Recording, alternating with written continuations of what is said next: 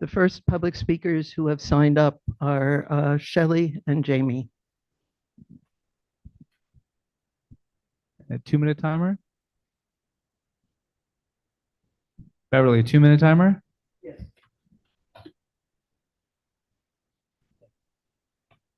Jamie Floyd and I, as West Siders, have composed a joint statement expressing our support for Jews in our community who are experiencing great fear and trauma. On October 7th, 2023, Hamas massacred over 1,400 Israelis, the largest number of Jews killed in a single day since the Holocaust. The attack has been deeply traumatic to Jews locally and worldwide. The slaughter of babies, the elderly, including Holocaust survivors, 100 people in a kibbutz and whole families in their homes, was barbarism in its ugliest form. In addition, at least 32 Americans were killed, along with 17 Bedouins and an Arab medic, murdered alongside 260 young Israelis slaughtered at a music festival. Hamas terrorists exacerbated their cruelty by taking over 230 hostages, including Americans. As the war intensifies, upwards of 2 million Palestinian civilians are trapped in Gaza, with thousands of civilians, including children, killed in the conflict. President Biden rightly remarked upon his return from Israel last month, quote, "The terrorist group Hamas unleashed pure evil, pure unadulterated evil in the world. But sadly, the Jewish people know better than anyone that there's no limit to the depravity of people when they want to inflict pain on others. We stand in solidarity with the people of Israel and extend our deepest condolences for the Israeli, Palestinian, and other lives lost. Now, violent extremists in New York City are drawing inspiration from the Hamas attack. According to the NYPD, hate crimes have jumped 7% since the start of the Israeli-Hamas war. Between October 7th and October 24th, a total of 51 hate crimes were reported. 30 of those were anti-Jewish, 4 were anti-Palestinian. One hate crime is one too many. In light of the current situation, we affirm our stalwart support for our Jewish neighbors who are being targeted due to the sharp escalation in anti-Semitic hate speech and crime." Who is timekeeping? Yeah, 1 minute and 10 seconds left. All right, I'd like to take my 2 minutes. He had his Yeah. 2 minutes. We already did 3 minutes and 20 seconds. So All right, continuing. We have zero tolerance for anti-Semitism, Islamophobia, or hate. We urge our government agencies to provide the resources necessary to keep Jewish New Yorkers and all those targeted by hate safe in their homes, houses of worship, places of businesses, and schools. Colleges and universities, including those in our communities where students have come to learn, have instead become hotbeds of hate and fear in the wake of October 7th. 30 seconds. Students at Columbia report an uptick in anti-Semitic incidents. A Columbia student was beaten with a stick. Other Jewish students have been spat on, cursed, and have received death threats. We condemn anti-Semitism on campuses in our community and support the right of students of all backgrounds to study, learn, and live in safety and peace. We condemn hate crimes and violence based on religion, race, ancestry, gender, identity, disability, age, and sexual orientation. And forgive me, but I want to finish this last point. Moments like the current one make it easy to descend into cynicism. It can seem impossible to restore civility and peace, but it is important for us to remember that many good-hearted Israelis, Palestinians, and Americans want the same thing: a peaceful, good life for themselves and their families. We believe we can and should work together with compassion and civility in our community. Here, here.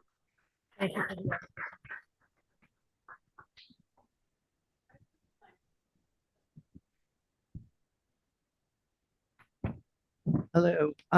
Max, would you like to give the district manager report now that you're back from directing traffic?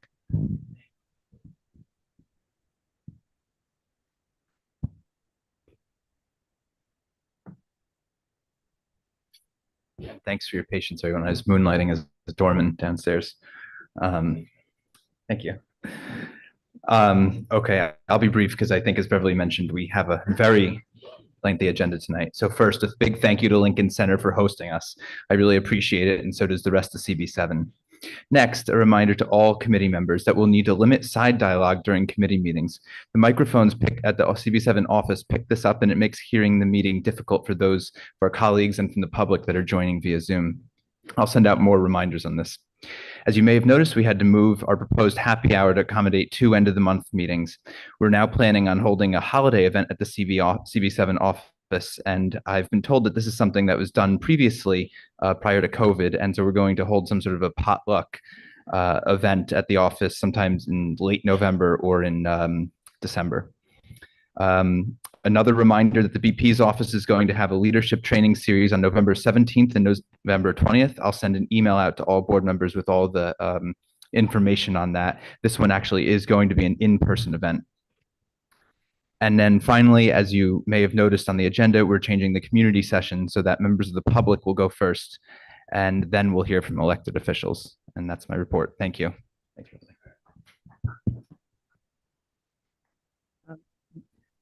Max, can you call on the next public speaker?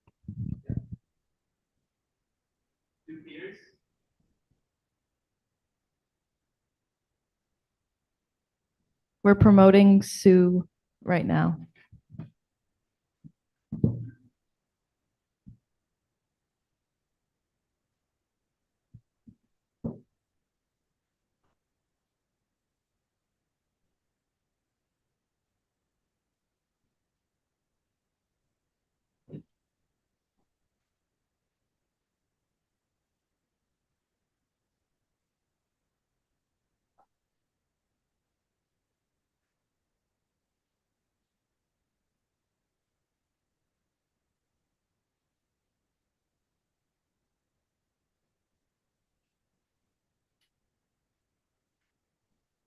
Sue, are you able to unmute? I just unmuted. Do you hear me? Yes. Yes. Oh, great. Am I loud enough? Yeah. Okay. Last time at the full board, I talked about the French government agency that started testing the French cell phones in the French market. And the 48 cell phones they found radiating too much above their threshold. Okay. And I hope you got my material. I sent it to Max. The US reports on this in media. And I want to add to this because in our country in 2019, and I want to preface this by saying the telecommunication companies that have these cell phones, they can't get insurance, regular insurance. The insurance companies do not want to insure them because they understand that these tests aren't correct. We're walking around with these cell phones near our ears, near our brains, giving them to our kids. I just want to tell you what happened in 2019. Okay, the Chicago Tribune paid for testing and conducted according to federal guidelines at an accredited lab some of these cell phones. And they found that radio frequency radiation exposure from the iPhone 7, one of the most popular smartphones ever sold, measured over the legal safety limit and more than doubled. That's 2 minutes. Thank you. You're welcome.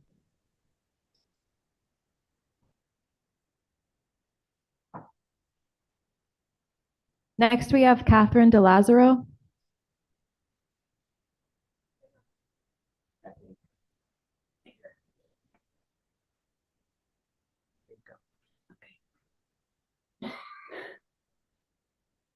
hear me without this mic? Okay, because I don't think I can manage both. The people I need to online use cannot that. hear you without it. Can someone hold this for me? I'm sorry. Thank you so much. Can we restart the time? I'm Catherine. I served on the board for 8 years, and I'm so happy to be here and see all my friends. The board does and can make a positive difference, both in how you engage in conversations and how you respond to the community in hard times. Right now, many of us feel the pain of the war in the Middle East, and it's hard to talk about, but important to try. I'd like to humbly make suggestions and preface those with a couple thoughts. First, as we bear witness to violence in Israel and Gaza, it's important to center the voices of those most impacted, including those in the diaspora on the Upper West Side, and listen to show that we care. No one should feel alone. Second, we need to learn how to communicate about violence in ways that stop and reduce it and show care for all human beings. We should all ask ourselves if our thoughts and words contribute to hope, light, nonviolence, understanding, and support for all, or the opposite. In our small town, the Upper West Side, the board can show leadership in several ways. Number one, resist bigoted views that diminish people's humanity and suffering. If we truly listen to ordinary people, not just power elites making decisions or those with the loudest mics, we should understand anyone's human feeling through this time. If you hear an ignorant or callous view, challenge or question it, especially as community leaders. You can model how to communicate in ways that are not harmful, but healing. 30 seconds. 2, please support the safety and free expression of those currently targeted in our community. This includes over 70,000 Jews, as well as Muslim and Palestinian members of our community. Ultimately, the numbers are relevant because everyone deserves support and respect. What can the board do to better protect our Jewish and Muslim sisters and brothers? Are there opportunities for facilitating interfaith conversations, bringing the board and community together to articulate points of agreement? I'm almost done. I'm like so close. Are there opportunities for facilitating interfaith conversations, bringing the board and community together to articulate points of agreement, which absolutely exist, as a foundation for writing a resolution? It is difficult, and this is why it must be done. You must act to protect those targeted in our community. I'm here for Shelley Fine, a fine colleague and friend. Shelley is a protector and caretaker of all human beings, which he consistently demonstrates. I worry about his safety and well-being every day, and for all in danger in our community. The board and the broader community have a responsibility because we're all here together, which is why I now ask the board to please do more. Thank you. Sorry I went over time. Thanks very much. Thank you for holding me. Our next speaker. Our next speaker is Peter Arnston. Good evening. Can you hear me? Yes. I trust you can. Okay, good. I'm going to shift gears and speak about things happening up on the Upper West Side, Bloomingdale neighborhood.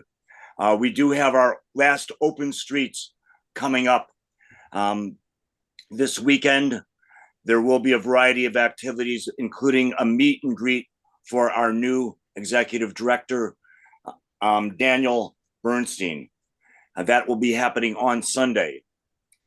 In addition, this Friday, there will be an art opening at Grimandi Art Gallery on Columbus between 107th and 108th Street. I'm sorry, between 108th and 109th Street. That will be happening around 5:30 on Friday the 10th. In addition, we have working with the Bloomingdale Neighborhood History Group, there will be a history walk, a free walk, starting at 2 p.m. on Sunday the 19th, led by Jim Mackin. This is a monthly walk, and it's well worth going on. One other thing is there will be a history talk by local artist Beatrice Carone. She's done a number of pieces she's done many pieces around the world, but also pieces on West 108th Street. If you're interested in going up to see them, they're in front of the new Wisfish building, West Side Federation for Senior and Supportive Housing on 108th between Amsterdam and Columbus. She will be giving a talk on the storytelling behind her artwork. And that will be on the 30th of November, a Thursday at 5:30 p.m. Thank you very much. Have a good meeting.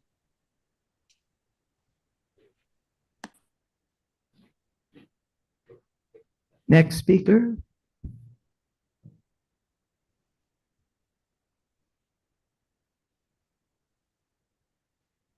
Oh, sorry about that. That concludes the public, unless this is one more call for anyone that's here in person that wants to speak from the public.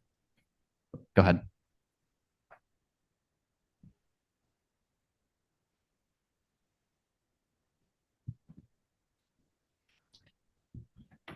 Hi, everybody. My name is Jack Bernadovitz. I'm here representing Lincoln Center. Thanks for joining us today. It's a pleasure to have you in the Kaplan Penthouse. Also, welcome back to Lincoln Center. It's great to have you. Just here with a few updates and comments, or well, not comments, but things going on. So within the last month, just so you know, Lincoln Center hosted Councilmember Gail Brewer's Culture in the Schools Fair, where we connect District 3 principals with local arts organizations and arts educators to help connect the dots and create programming across the neighborhood. We also welcomed more than 500 young learners and families for our education open house, which took over David Geffen Hall with art making, expert panels, and fun interactive workshops. And last week, we announced our spring season as part of Lincoln Center Presents. You can explore the entire calendar and get your free or choose what you pay tickets today at lincolncenter.org/presents. Later this week on Thursday, November 9th, you could join us for The Creative Life of San Juan Hill, hear from leading experts about the history of the neighborhood and their cultural spaces. This is co-presented by the Schomburg Center for Research in Black Culture.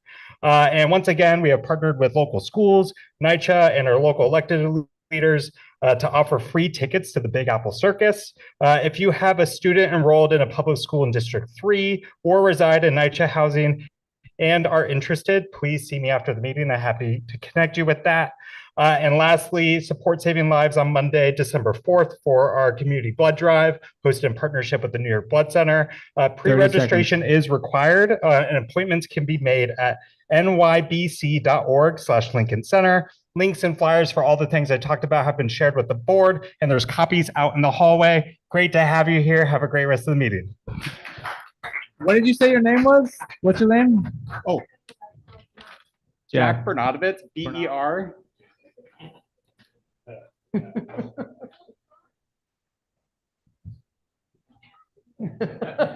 Thank you. Okay, and next, is there any last call for anyone else from the public that's here in person? Okay, then Senator Hoylman, Siegel, and Evan. 3 minutes. Hey, Beverly. 3 minutes and counting.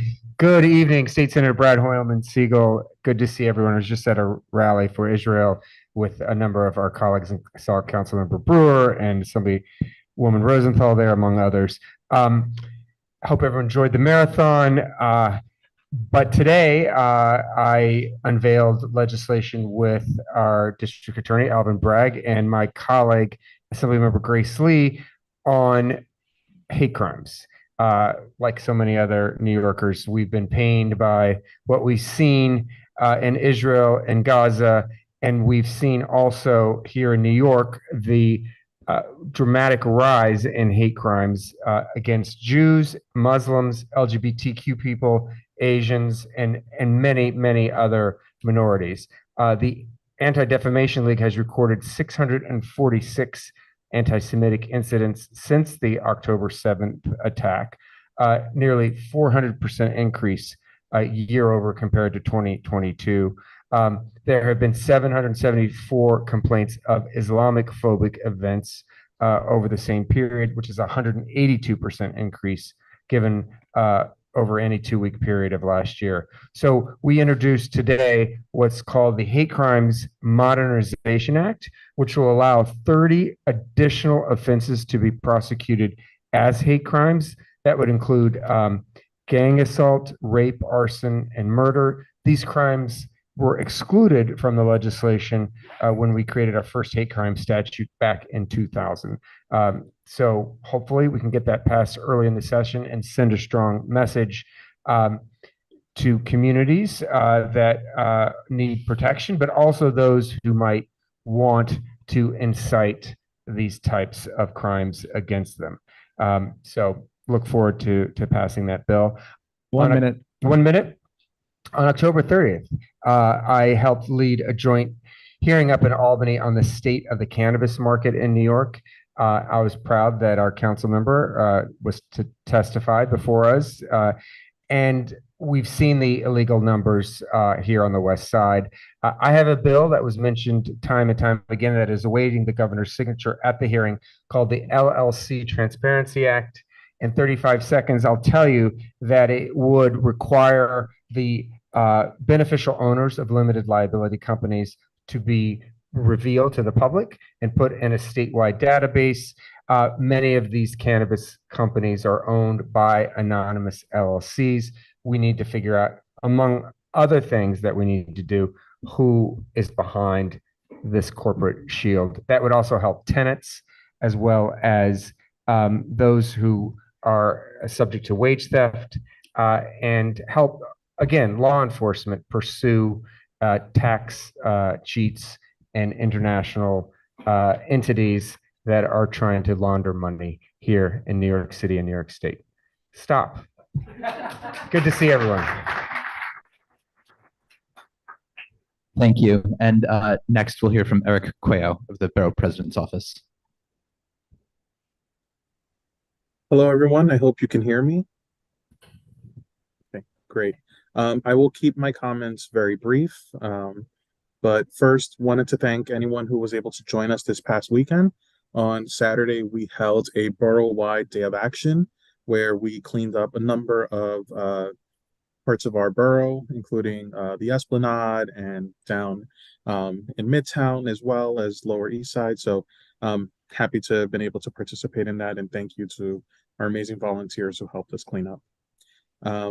And one of the big things that I wanted to mention, I believe it was already mentioned by your chair and by your district manager, but we are now starting our community leadership training series. It will be the week of November 13th through the 20th. And as Max highlighted, the dates for the 17th and the 20th are both going to be in-person events. So you should have received an email, but if not, you will certainly receive one from me tomorrow.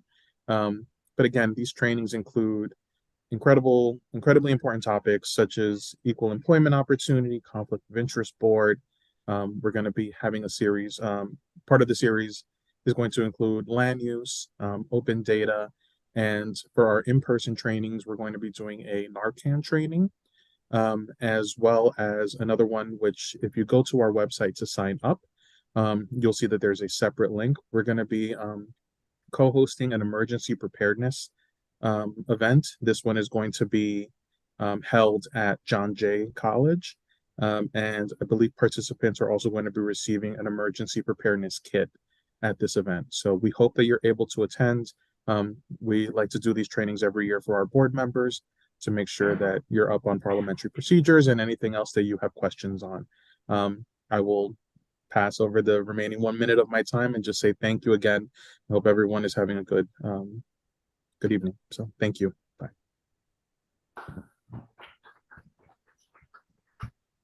Thank you. There may be some mild technical difficulties, but let's go to Milo Gringus next. Thanks, Max. Can everyone hear me? All good? Really happy to be here on behalf of Council Member Sean Abreu. I know the last time he was there at the church on, I think it was 89th Street, he spoke about his bill for all professional and collegiate sports stadiums to allow fans to bring in reusable bottles with them when attending games and events. And pleased to share that that bill received a hearing a couple of weeks ago, and environmental organizations overwhelmingly testified in favor of the bill. And the council member and our team were hoping that it can get passed quickly to, clamp down on plastic waste and build more reusable habits and demand better from our most public-facing institutions that serve hundreds of thousands of fans every year. So hopefully can come back in coming months to say that bill has passed. And the last thing I want to touch quickly on is that Councilmember Abreu is participating in the 13th cycle of participatory budgeting, where the community gets a voice in deciding $1 million of spending in your neighborhood, in the district. But there's a couple key dates that are coming around. This Friday, November 10th, is the deadline to submit ideas. You can do that online. You can reach out to our district office.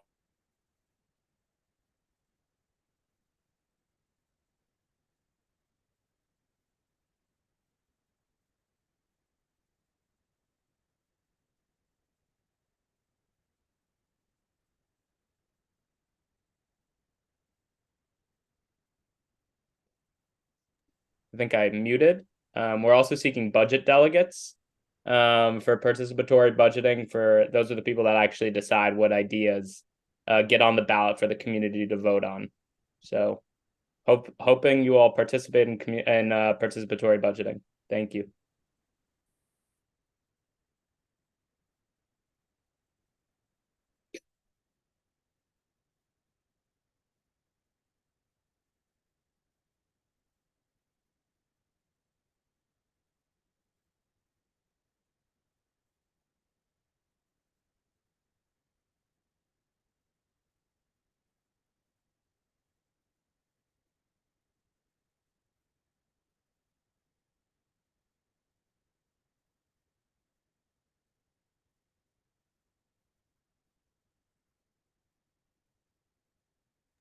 Wait, we're not in a meeting, right?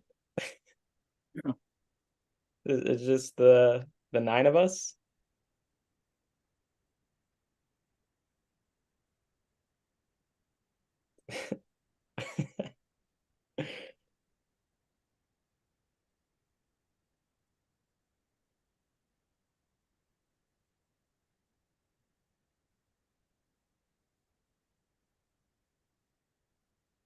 We're going to have to go back to Milo now. Milo, we're really apologetic. Things cut out a little bit. If you could just maybe start from the beginning. So sorry to make you guys listen to me again, especially the 9 people online. But yeah, I'm here on behalf of Councilmember Abreu. The first thing I talked about was his bill to require sports stadiums, professional and collegiate, to allow patrons, all fans, to bring in reusable water bottles. It would take action on the hundreds of thousands of plastic cups and bottles that sports stadiums distribute. And there's a long way to go in terms of ending plastic waste, but this would be a big step. It's one of our biggest public facing institutions that have millions of fans that come every year. So hoping to come back in the next couple of months after this bill passes. The next thing I brought up was participatory budgeting. Councilmember Sean Abreu is taking part in this 13th cycle. The community gets a voice in spending $1 million in their district. It's a really cool campaign to democratize the budget process. But there's a couple important dates that are coming up. The deadline to submit ideas is this Friday, November 10th. There's an interactive map where you can put down self. So you can submit ideas online by Friday, or you can reach out to our office. We're also hosting an info session on November 8th. I'll be leading it on the specifics of the process, where the money can go, and all that. So hope to see some of you there on November 8th. And then lastly, November 16th is the deadline to sign up to be a budget delegate. And those people decide what ideas ultimately get on the voting slate for the public to vote on voting week, April 14th. So looking forward to seeing your ideas when it comes to participatory budgeting. Thank you. Thank you. Next, we'll have Gwen Saffron. Hey everyone, happy November, happy Election Day Eve, happy Transgender Awareness Month. I'm Gwen Safran from the Office of the Public Advocate, Jimani Williams. So recently, with the mounting issues surrounding subway accessibility, particularly for disabled New Yorkers, the Public Advocate released a new report called Out of Service. It's an analysis of the MTA's failure to make the system accessible. It examines initiatives that the city and state can undertake in both the immediate and long term to better serve New Yorkers with a range of disabilities. Tomorrow is Election Day, and last month our office joined with partners across the city to register voters for National Voter Registration Day. And more information about voting and our voting resource guide about what's on the ballot and where you can vote can be found on our website at advocate.nyc.gov/blog. And prepping for winter as temperatures begin to drop, our office encourages tenants to know their rights when it comes to heat season. And learn how to save on energy with Con Edison's cost-saving programs. And again, you can find more information on that at our blog. And for legislative updates, the Public Advocates bill requiring the city to screen incarcerated people for dyslexia within jails and provide intervention services was signed into law last month. Dyslexia is a major contributing factor to illiteracy, which in turn is correlated to contact with the criminal legal system. This measure will help to expand educational and health services and improve programming inside city jails and reduce recidivism upon release. And I will forward the info for our upcoming events, but I will just quickly plug our Trans Day of Remembrance event on November 21st. It's a Tuesday. We're holding it with exponents. And you can register at 2023tdor.eventbrite.com. And again, I will forward all of that information. And as always, if you need any assistance from our office, you can contact gethelp@advocate.nyc.gov, or you can call 212-669-7250. Thanks, everyone. Thanks, Gwen. Next, we'll have Keith Prince. Hi, everyone. My name is Keith, and I'm representing the Office of Assemblymember Danny O'Donnell. My report is basically just going to be a rundown of events, so buckle up. On Saturday, October 28th, our office partnered with Councilmember Gail Brewer, DA Alvin Bragg, and Goddard Riverside to host a community shred day. We had pretty great turnout, helping around 200 people dispose of their confidential documents. On Wednesday, November 1st, we hosted the first of 2 mobile outreach events with HPD. The second one will be this coming Wednesday, November 8th at 2641 Broadway from 11 a.m. to 4 p.m. That's actually right by Metro Diner near West 100th Street. If you or anyone you know has questions about HPD policy, feel free to stop by. Our staff is also planning on being there for at least part of the day, depending on weather and availability. On Monday, November 13th, our office, Toro College of Osteopathic Medicine, and the Westside Federation for Senior and Supportive Housing will be collaborating on a health and wellness fair. The event will be hosted at Wishfish's Center at Red Oak on West 106th from 1 p.m. to 3 p.m. Toro Med will be sending medical students to conduct free baseline health screenings, and community outreach partners from NAMI, that's the National Alliance on Mental Health, DeRote, Lilly, that's Life Works in Later Years, and SPOP service program for older people will be tabling and providing information on the services they can provide. On Wednesday, November 29th, our office will be hosting representatives from the Department of Finance to conduct appointments to help people submit new or renewable applications for SCREE and DREE, senior citizen rent increase exemption, and disability rent increase exemption. We have enough time on the schedule for 20 appointments, and scheduling is first come, first serve, so call early. So we have quite an eventful month ahead. I believe I've already shared all the flyers, but feel free to call our office, 212-866-3970, if you have any questions, would like to sign up for any of these events, or would like a copy of the flyers. Thank you. Thanks. And next we'll have Evelyn Collado. Good evening. Thank you for the opportunity to present our updates, our office updates on behalf of the Office of the New York City Comptroller. We have shared our information with the community board prior to this meeting, but there are a couple of announcements that I want to make on this opportunity. First, I want to highlight that we have the New York City climate dashboard, which through which we keep track of the city's commitments on its climate goals. And this is a great tool that our office also can come and present and train boards on how to use it and also how to share it with the community.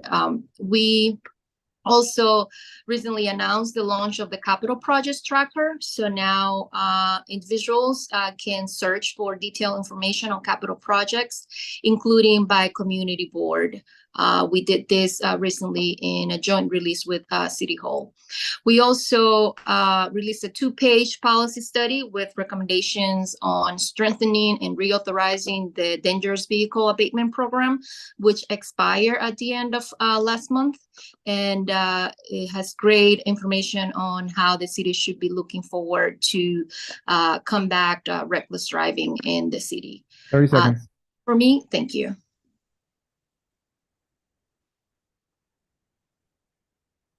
Thank you. Okay. I know we're waiting on a couple other electeds to show up or be ready, but I think that's it, unless this is one more call for anyone that's in person or joining via Zoom. Okay. Beverly, I think we're ready to move on. We're waiting, as I said, a couple others, but they're just not. Thank you. We will, between our different committee work, we will insert them when they show. Thank you. First, to start the business session and open it, actually 10 minutes early, we call the Parks and Environment Committee first. No demo on voting demo? Oh, my goodness. Yes. Okay. The voting demo. I turn this over to our secretaries. Fantastic. So Barbara and I have been working on how to make our meetings more efficient. And you all got the email and you tried it out. So we're going to do a test right now and see how everyone likes it and how it works. So get your phones out. So this is the user interface as it currently is. We can iterate on it. So test vote. I will put in a test vote item. So nothing's open right now, but I'll put in test vote. Like this would be like resolution 459, whatever. And then we'll open it up and everyone can text in a vote. So I would say now, if you vote yes, text yes, no, vote no, abstain for abstain, C for cause. You should have the number already in your phone from the earlier, but in case you don't, 855-643-6695. So we can see the votes coming in. We've got 12 yeses, 0 no's, 2 abstentions. Yes? You can just, you can save it in your phone, anything you want. CB7 voting. Oh yeah, CB7 voting, I think. CB7 voting number. Yes, it's only for board members. So if you are in the public and you voted, it won't work. So you could try, but it's not going to work. And you should be able to see your names come up. So this is how it would work during the session. We got 20 yeses, 1 no, 2 abstentions. Hopefully, as we got more comfortable doing it, it would be faster. But so we would, call a question for people who are unable to vote. If we've prearranged, we could do a drop down and vote for that person.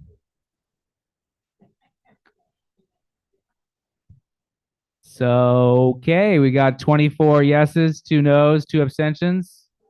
I haven't voted yet.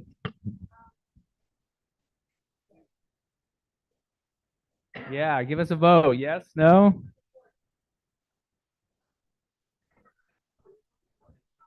Yeah, so far we've got 30 votes. I just voted, I forgot to vote. So now it's 31. So we're pretty much everyone. So yeah, this is how it would work. And when we stop the voting, it would log all the votes. So we don't have to do the voting sheet anymore. If you want to change your vote while it's up there, you can do a new vote. It will update. Alex, you have Peter Sampson's hand up, actually. Okay. Is there anyone struggling to vote who wants to vote who didn't manage to get a vote showing? Okay. How can help Maj?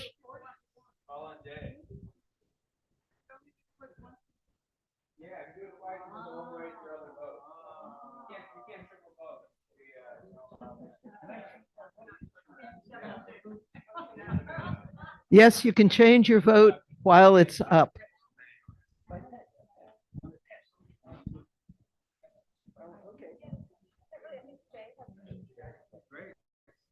Jay, you have a question?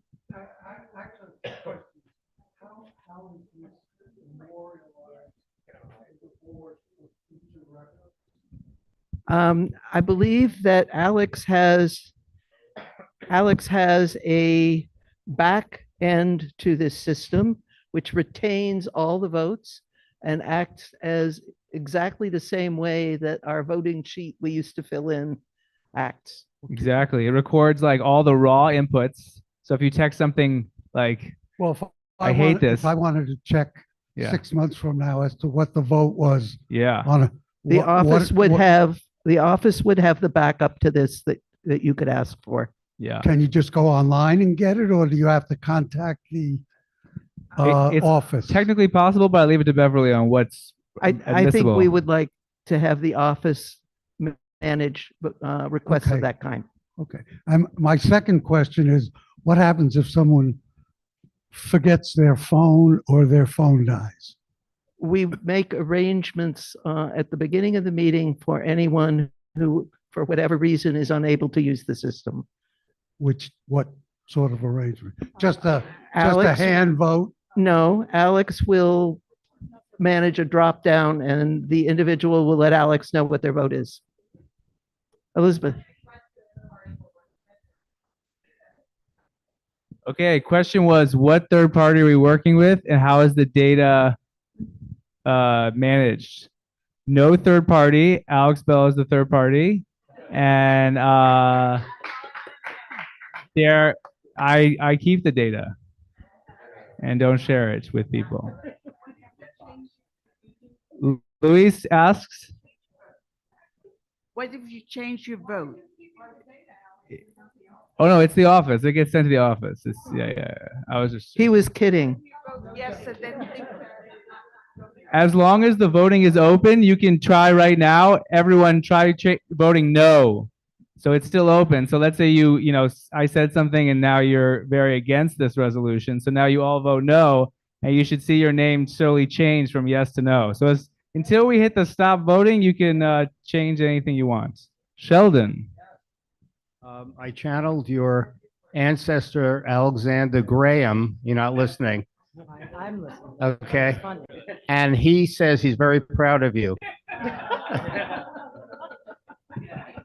was it? In the text. Yeah, exactly. It's a new text. I wasn't listening, but I appreciate it. Avi. Avi votes. Just yell it out, Avi. I'll repeat it.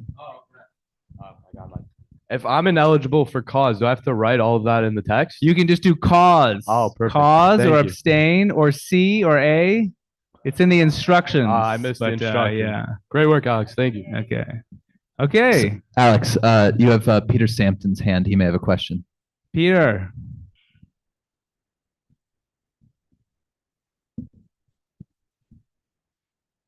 I think Peter was voting manually. So for people who are voting manually, we do the drop down and vote for them. Cool. Is that it? Jamie? No, we're still open. Oh, let's see. There you are. I think you can just do A. I can't remember what I put in there. All right, try abstain then. Just do abstain. Okay. Cause. Jamie, you're showing us abstain now. Abstain. Okay. Cool. All right, we all have passed the test and we can actually move on to real votes for the business that we're facing tonight.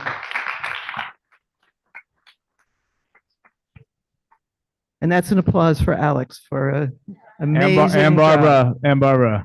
And Barbara. It was all Barbara. Actually, Beverly, we have a elected here that's probably going to just walking in the room right now. Okay. Linda, please come up right now before we start the business session.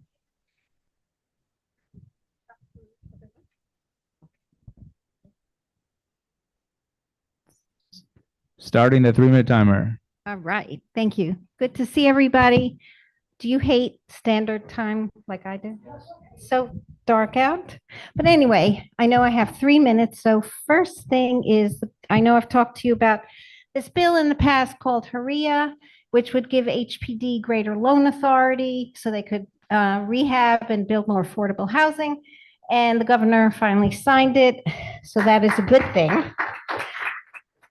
Okay, I wrote a letter to the governor and I said, do you remember during COVID, there was a switch of staff from other departments to the unemployment department so they could process all of the applications.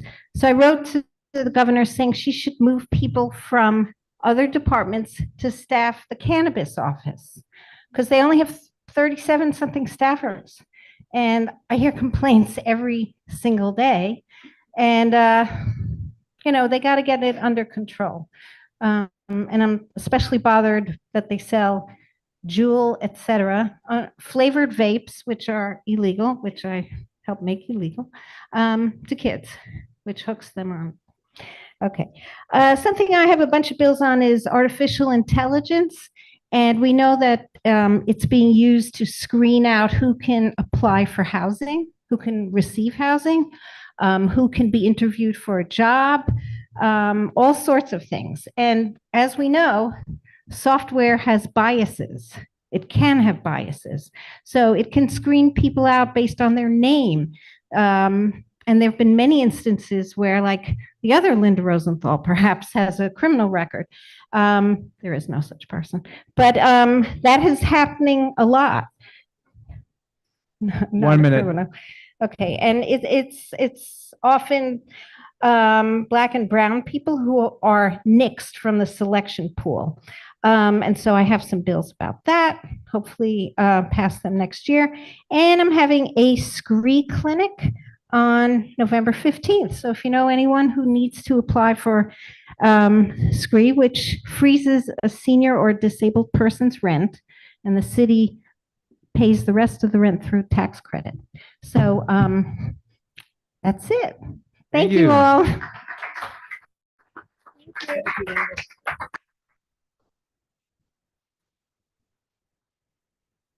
We can go back to the business session now.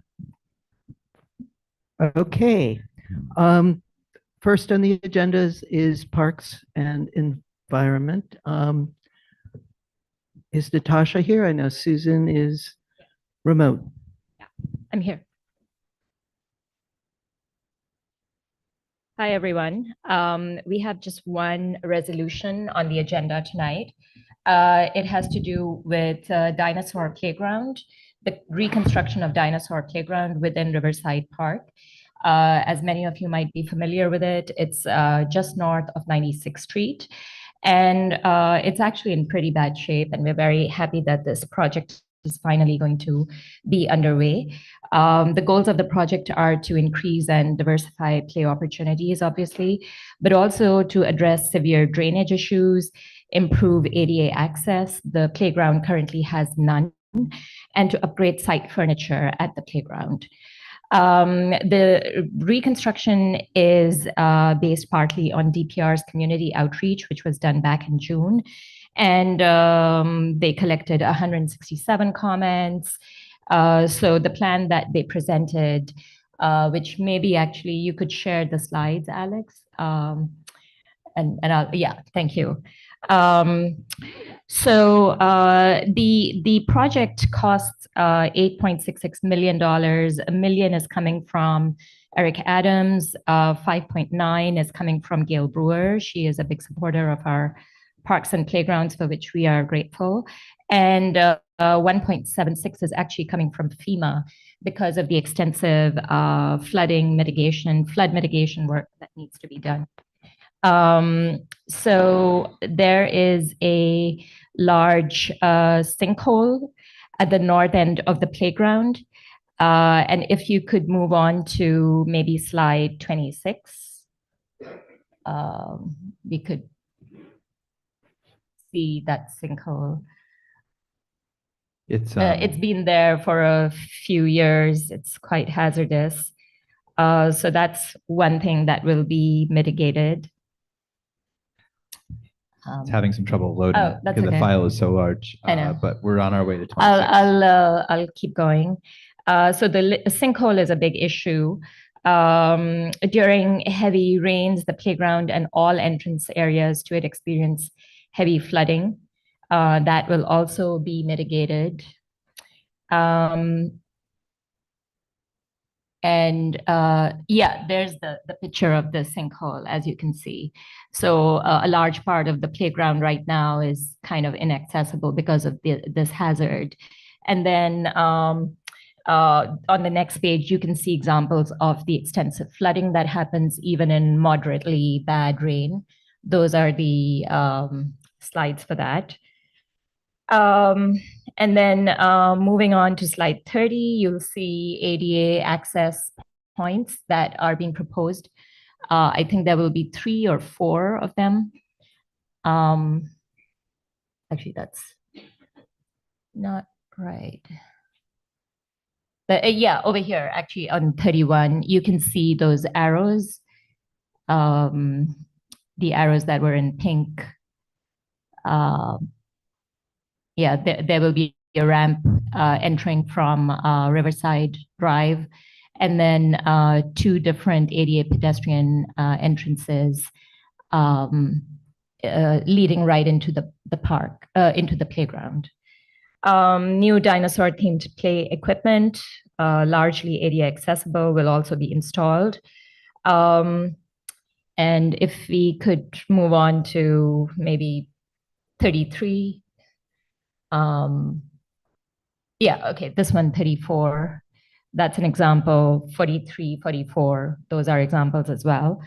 It's important to note that the existing public restrooms, the upper terrace, and the steps leading up to it are regrettably not in the scope of the reconstruction project. Overall, this project or this presentation was very well received in committee. Clearly, this is something that is long overdue and it needs to be done right away. So this was approved unanimously in committee 6000. And just a few hours ago, our committee received a letter from Gail Brewer's office that they did a little bit more outreach after our committee meeting. And one of the things that the council member says in her letter is that she would like to see the bathrooms be reconstructed as well. Right now, they're in terrible shape, but unfortunately, there's no funding for that. So she is proposing participatory budgeting for that. As of this afternoon, in fact, over 113 people have expressed their support for the restroom renovation within this playground. So if you're interested in that, please go and vote for this. And that was it. You know, this is a very important project. It will definitely be a big improvement over what this is right now.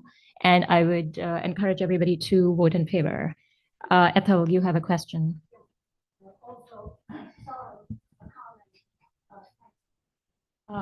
Given what you just said, why not include a strong request for this last item? We have the opportunity to do it, and I think we should tonight. Secondly, and to everyone, and I say that with great admiration for the presentations and the technology, but for the future, Max and others, perhaps there is a way to create on the screen a clear view of who is speaking. And instead, we have seen great big letters of 20 seconds and then hardly seeing anyone. And I think that it would be a good idea to at least not look only at how many seconds, but see who is speaking. It is hard also to read the names. It's not only for the older people in the room, but I just suggest that. My first point is the relevant one for the committee, but I had the opportunity to say this. Yeah, we at the Parks and Environment Committee are always advocating for restroom renovation, especially because there are such few restrooms within our parks and playgrounds.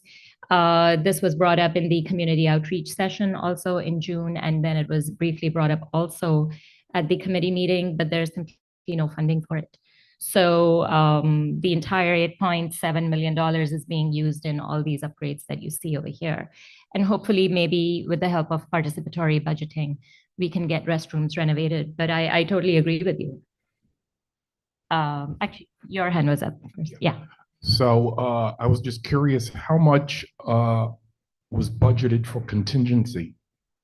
And in the event that there's money left over, can the contingency be used to upgrade and renovate the bathrooms? They did not specify that, and quite frankly, that question wasn't asked. I know that the 1.76 that FEMA is providing, that is specifically earmarked for flood mitigation, and the remaining about like 7 million or so. I guess that's for all the other issues.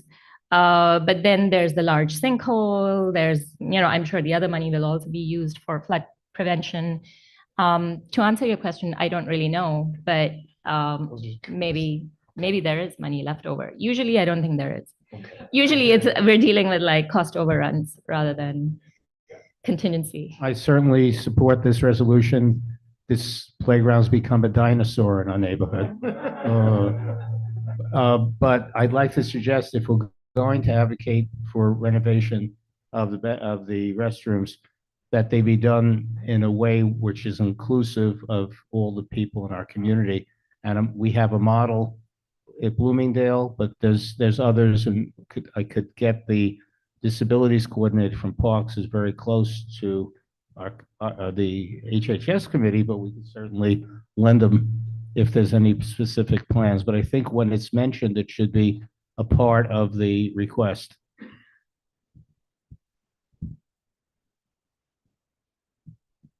Do you have an idea of when the project may start and its termination? And will there be some playground equipment in the interim for parkers? Yeah, so that's the other thing that we always advocate for, also to keep parts of the playground open if possible. But they were very clear that the extent of the construction is such that they will not be able to keep anything open. Somebody even suggested if the restrooms could stay open, but actually they can't be. And the timing is, I think they said 14 months of planning and then a year or so for construction. So at some point in 2025 or so, it might be completed. A couple of things. The last I knew, and I'm not sure this is up to date, but I don't know that it's changed. In Parks Department construction projects, 30%, let's say you have a $10 million price on the project or whatever the price is, 30% is allocated for administration, contingencies, and a couple of other things that are thrown in there. So a fair amount of what you think is the budget is actually not construction, but does include contingencies. The other thing about the bathrooms, which in New York City since the Robert Moses era have been euphemistically called comfort stations, but we're talking about the bathrooms. Yes, the Dinosaur playground bathrooms or comfort stations desperately need renovation, upgrading, and to be made ADA accessible. However, it costs a staggering amount in New York City to do that even to existing comfort stations where you already have plumbing and electricity. These are not ADA accessible, so that's an additional, very substantial cost here. I think the idea of participatory budgeting sounds good, but to renovate and make it, never mind make ADA accessible, these comfort stations would take far more money than the total of $1 million that is available in Gale's district. So I don't think it's practical, although it sounds like a lovely idea.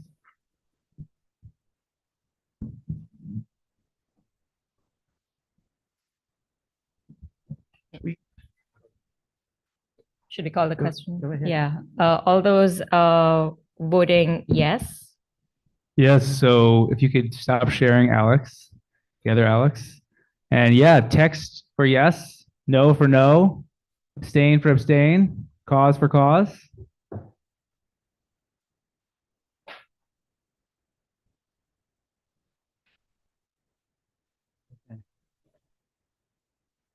So far, 30 to 0 to 0 to 0. Got 10 more seconds. Peter Sampton's hand is up. Peter Sampton, good, thank you for that. So let's do Peter. Can't see this. I vote yes. Okay, thanks, Peter. Got it. Okay, 33, 5, 4, one more. Okay.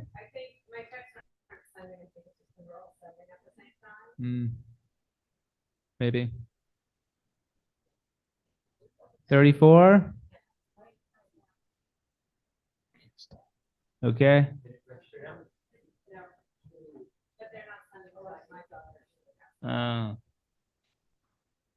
Okay, we wrote yours down. Anyone else manual? Otherwise, we're good. Okay, Tabitha, we got you too. 37. We got 37.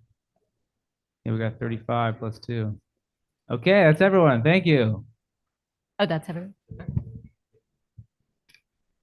3700. It passes. Great. Next up is transportation.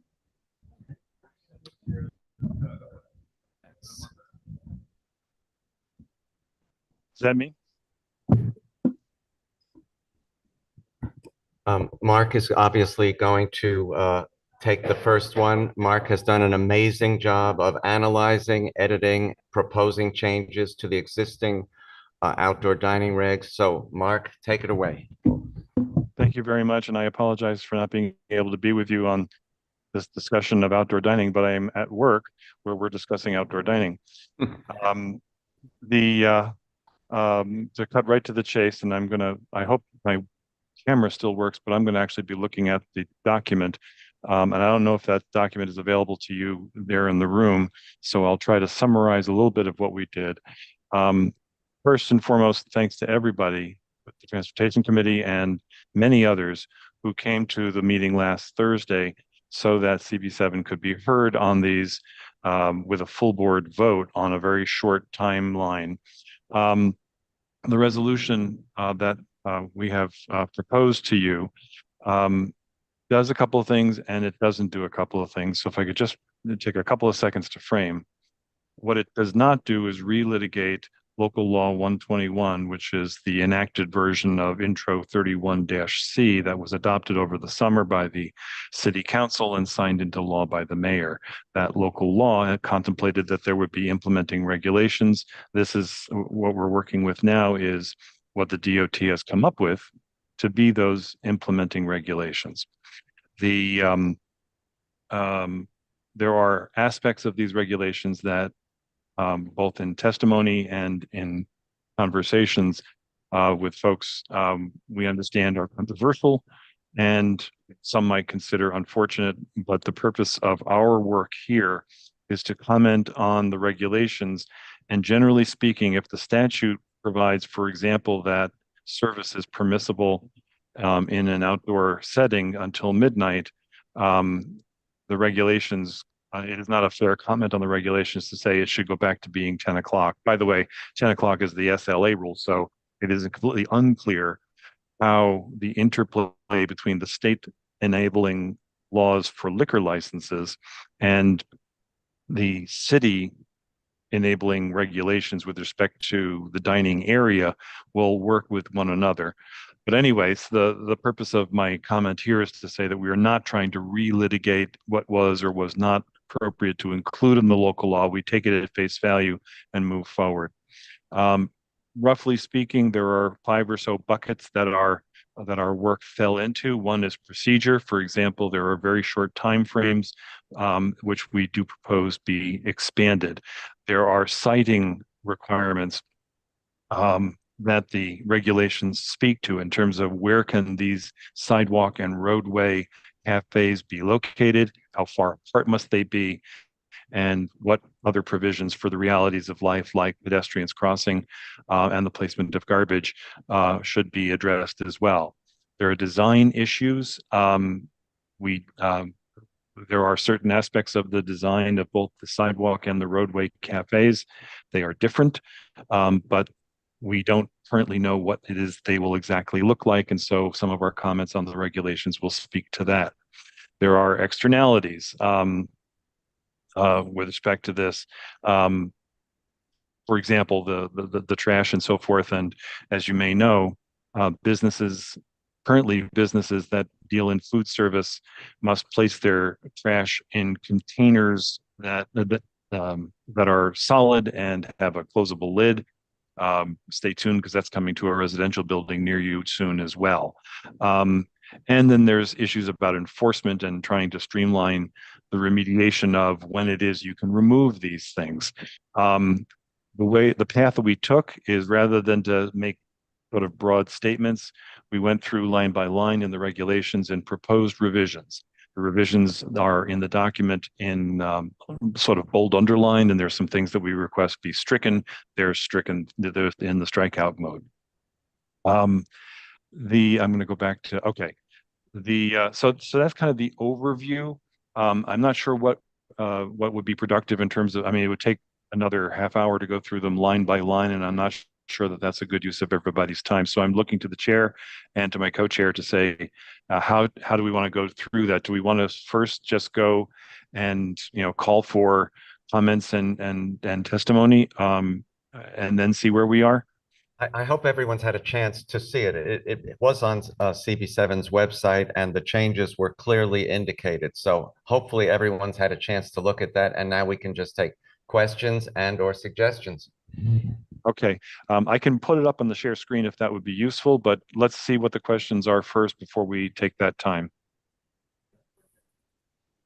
I think there were 1 or 2 thoughts about further revisions. And those should be discussed in this virtual and real room, not over email. So I would welcome anybody bringing those issues up as well. I just want to reiterate that all of the changes that were made, and it was a pretty long night, were really common sense changes. So if you haven't had a chance to review, it's a little late now, but review the suggested changes. They are very common sense oriented. There's only so much breadth we had in this one. Thanks. Thank you. Thanks, Linda. And I want to address one thing that I received by email today, and I'm grateful for having received that email from a constituent who actually came to our meeting and spoke at some length, and we're grateful because there weren't a lot of public comments. So it's great to have an informed one. There was a request that we put issues about where is the trash going to go into our regulation, our comments on the regulation. And in fact, we did. It might have been hard to find, but it's in section 5-04 under the requirement that the applicant create a site plan. So essentially our comment to that, maybe that's one I can put up. Let me get to it. Give me 1 second. I'm sorry. 503, 504, here we go. So now I'm going to go here and do this. And so you'll see that our comments to the site plan include both a requirement that they actually have measurements. Whether they hire an architect or not is up to them, and that's perfectly fair. Nobody shouldn't be put to that expense, although it's a good idea. But they should provide measurements, whether they're doing it with their own tape measure or what have you. And then the second sentence says, in addition, the site plan must identify the location at which the restaurant and any residential or commercial occupants in the same building will place their garbage and recycling out, I should say out for collection, or on the curb for collection. But that's there. So these, to Linda's point, these are the common sense kind of changes that we're calling for. I'll stop sharing now. We also tried to expand the length of time that matters are referred to community boards and to the Landmark Preservation Commission so that the community board could be heard. Things like that. Any other, I believe Richard had something. Is Richard in the room? Yeah, Mark, I want to say what everyone else has said who were at these meetings. You did a colossal job of going through a 27-page of single print, not always intelligible regulations. Which leads me to my main point, which is that with all the detail in these regulations, there is a glaring absence of any reference to how these cafes are going to look, to the aesthetics of it. And what I would propose is an amendment to section 5.04C2, which would require, and I'll try to read it, that the applicant shall provide a design, and this is the section where the applicant is supposed to provide a site plan. And the site plan shows the dimensions of the cafe and any obstructions, and now hopefully where they're going to put their garbage, but does not at all address the issue of what these cafes are going to look like. So the proposal is to add, the applicant shall provide a design of the proposed cafe together with the materials to be used. So that's section 5.04. The second point is this. There's a section that we, I don't know if we added it or we added to it, relating to the creation of templates by DOT. The plan that DOT has said that it is working on templates for these cafes, and there won't be a one-size-fit-all, but it'll be several different templates, and we have no clue as to what they're going to look like. One of the things we asked for is that the templates be available for review by the community board, but we're not sure that's going to happen at all. But what's missing is any relationship between the templates and any obligation on the part of the restaurant owner to adhere to the templates or something similar or a suitable alternative. So I would propose that we add to that section the following. The department may deny a permit to proposed cafes which do not substantially conform to a template and which do not provide for a suitable alternative design. Okay, let's take your suggestions one at a time, okay, Richard? Okay. Mark, you heard Richard's suggestion for the first alteration? Yes, I did. And I think that it makes, so in effect, adding to the section I just showed, I don't know if you guys can see what I put up on the screen, but I've now got the model templates section up. And so that's Richard's second proposed amendment. And the first would be in section 5-04, which I'm going to scroll down to, and I hope, oh, that's a ways away. Hang on. Is this one here. That's the one where we added the garbage. So Richard's first suggestion is to add to this the idea that not only do they give us a floor plan, but they give us an elevation. They show us what the thing is going to look like. Right. I consider that to be very sensible, and I would accept that unless there is a strong negative thought to that. I would be inclined to accept that as friendly if that is permissible. I think that's the general consensus. And Okay. now- And then the second one is, I'm going to go down to page 17 on my draft, actually page 18. And this is one of two places where we call for templates. We call for templates in one place under sidewalk cafes, and then again with respect to the roadway cafes. They are different, of course, but the idea is the same, that DOT, and I say in connection with the community board as well as the Department of Buildings and LPC, should develop these model designs and templates, which is the one. And then Richard's point is, and if they don't use the template, then DOT is within its power to reject the application. I would find that to be sensible too. It's the bookend to the idea that they would create these templates. If they go to the trouble of creating templates and involving us in their design, then there should be a good reason why they don't use them. Okay, I think that's good. Barbara, you want to Andrew, give? we have, I don't know if you want to go to them now, but we do have a very enthusiastic member of the public that would like to join. Yeah, let me take the committee, Okay. the board members first. Go ahead, Paige. Very quickly, when we've looked at these park projects, they look great, et cetera, but then when the user or the renter or whoever the concessionaire, please make sure that the garbage is collected at the end of every single day, because the problem is it tends to pile up and they're not good for children, dogs, or anything.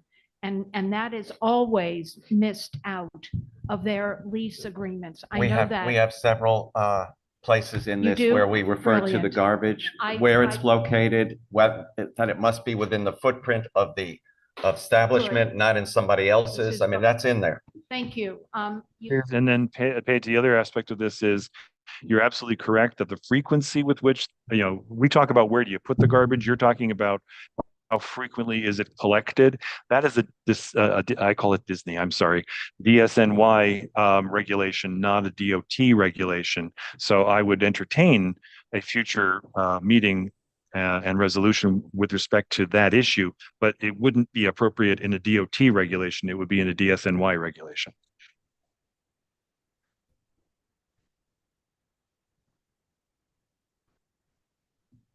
Thanks. I have a small amendment to propose. Our government has decided that the pandemic is over. There's feedback on that mic for some Hello? reason. Can you pull it? Test. Better. Okay. Directional. I don't know.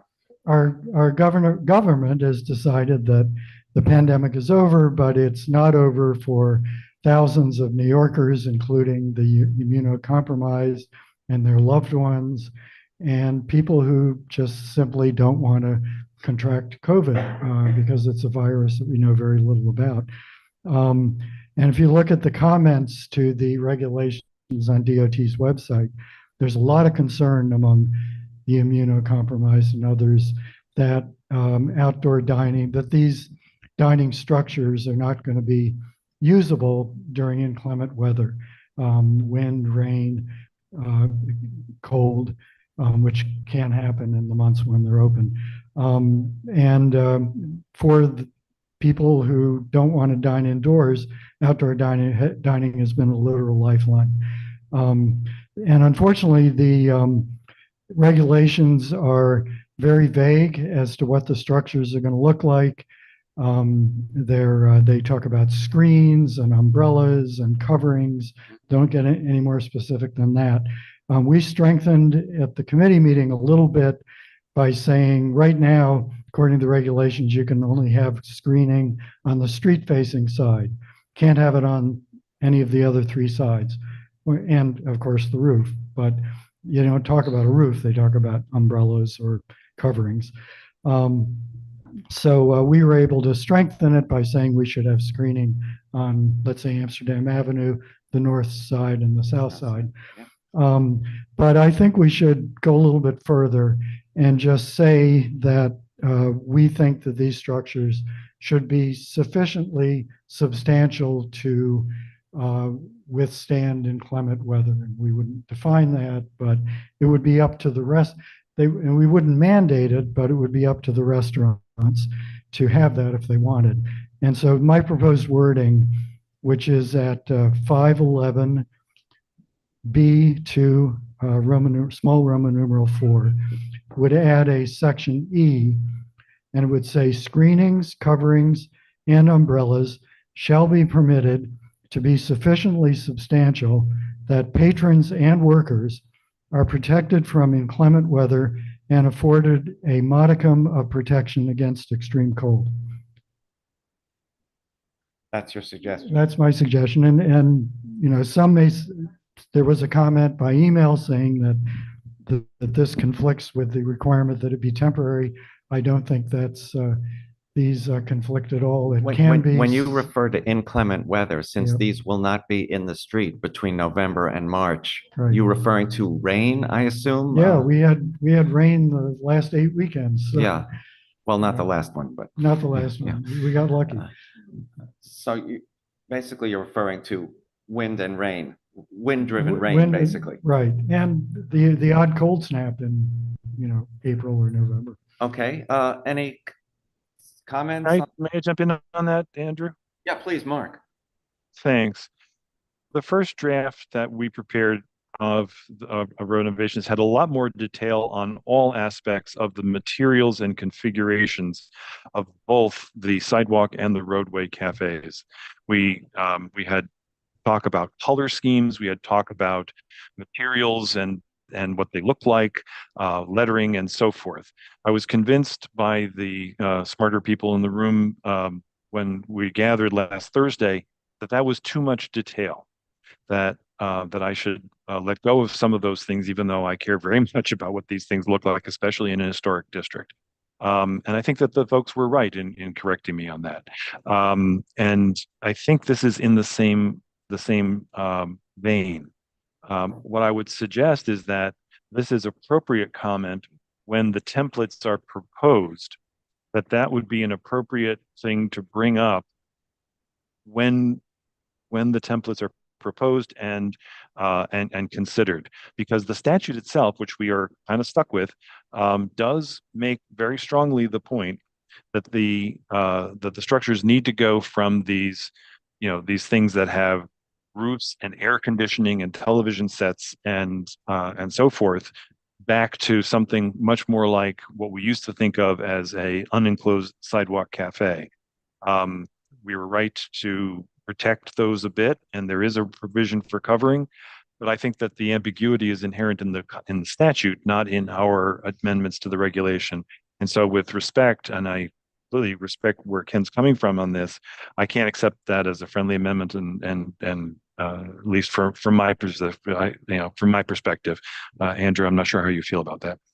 Oh, I think when and if, I should say, because we never know if it's going to happen, but if DOT does come up with the templates that you're suggesting they come up with and they submit them to us, that would be the perfect time to speak about weather. I would not ignore it at all, but I think that's the right time for it. Doug? I'm just a little concerned about the word template, and maybe it is the best word, but what I understand is that they're going to be many different components that could amount to maybe dozens, hundreds, or thousands of combinations. So you're not going to have 1,000 templates. So I don't know if there's a better word or a qualifier that we can use instead of or in addition to. Just like model designs, is that okay? Variations, I mean, it's similar to LPC, where you have certain components that are guidelines that are, that I mentioned at our meeting, that gooseneck lighting is one of design guidelines. I like that. There you go. There you go. Design guidelines sounds good to me. Jay? Yeah, with respect, I don't think guidelines is specific enough, Richard. I think that perhaps we should say they have to disclose the components and placement of those components in their proposal. I think that's more specific. I know I'm not related to design guidelines or anything else. I was happy.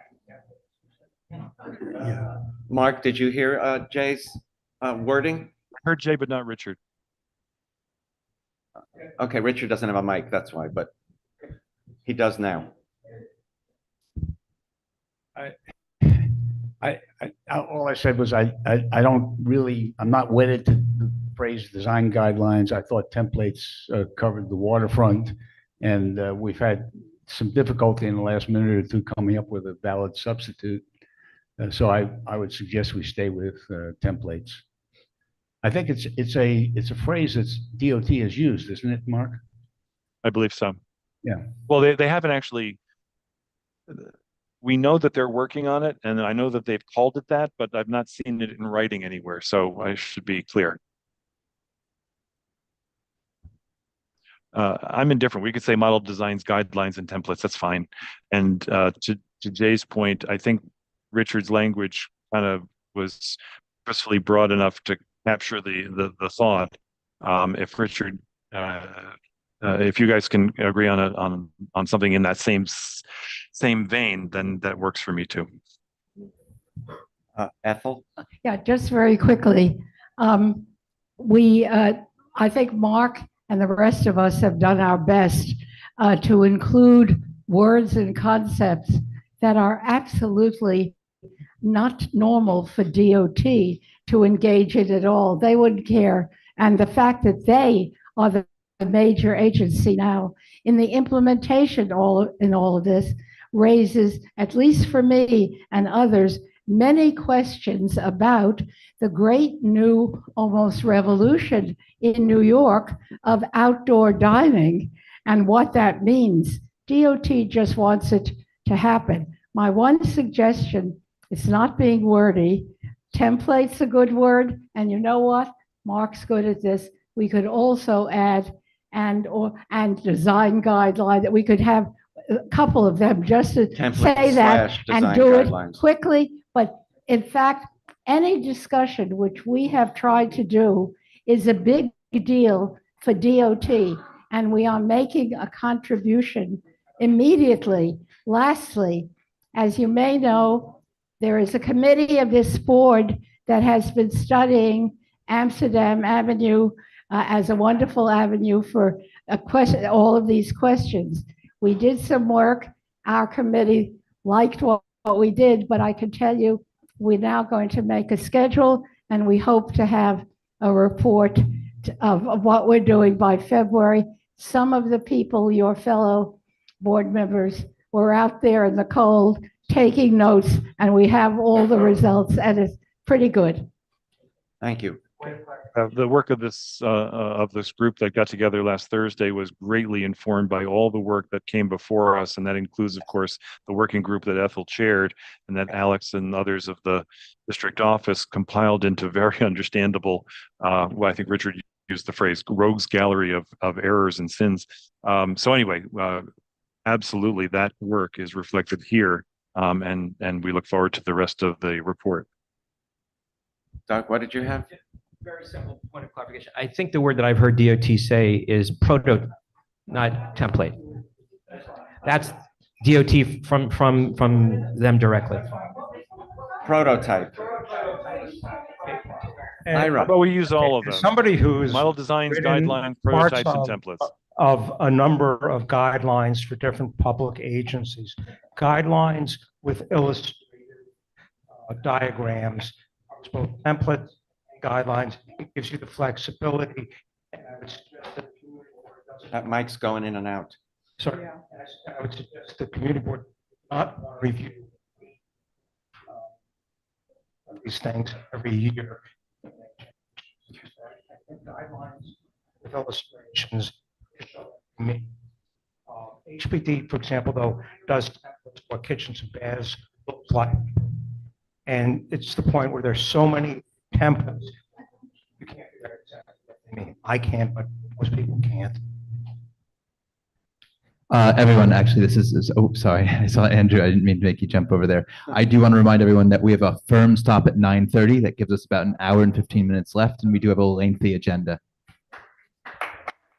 So I've accepted, and if you can see it on the screen, model designs, guidelines, prototypes, and then I added with illustrations as was just suggested. Does that, and then Richard's going to supply the language that he proposed earlier about the previous section. With that, are we ready to call the question? No, I have just one comment. There's a couple more, Yeah. Mark, Mo- and then I think. Okay, I'm sorry, I can't see the hands, so Mark, go ahead. sorry. Pursuant to section 509, annual fee rate schedule. Our comment on the bottom was to revisit the fee structure at least on an annual basis, because I think we were kind of upset about sector 4 in particular. Is that the strongest wording we can have, given that this is? Michelle, I completely understand where you're coming from, and those voices were there were equally strong voices in that room saying that we're giving away the store for nothing, and that we are threatening the vitality of the program. So I understood the mandate from that room to be to sort of raise the issue and call for review and to try to thread the needle, but or to split the difference between those who think that the fees should be more and those who think that the fees should be less. Okay, so the answer is this is the best we could do under the circumstances that we were given to DOT, to call their attention to the issue. Correct. And we added the concept in that same phrase, which I believe I now have up on the screen, that the word equity was raised there about the equitable availability of these cafes to make sure that they're equitably available to all comers throughout, not just the Upper West Side, but the whole city. And I think that a revisiting of these rates as situations change accomplishes that goal. Okay, thank you. I would just remind you that there was a member of the public who wished to speak on this. And Good idea. Why don't we go to Mary right now? She's ready to go. Okay, Mary. sure. Very good. And Alex, perhaps we'll give Mary 2 minutes if that works for you.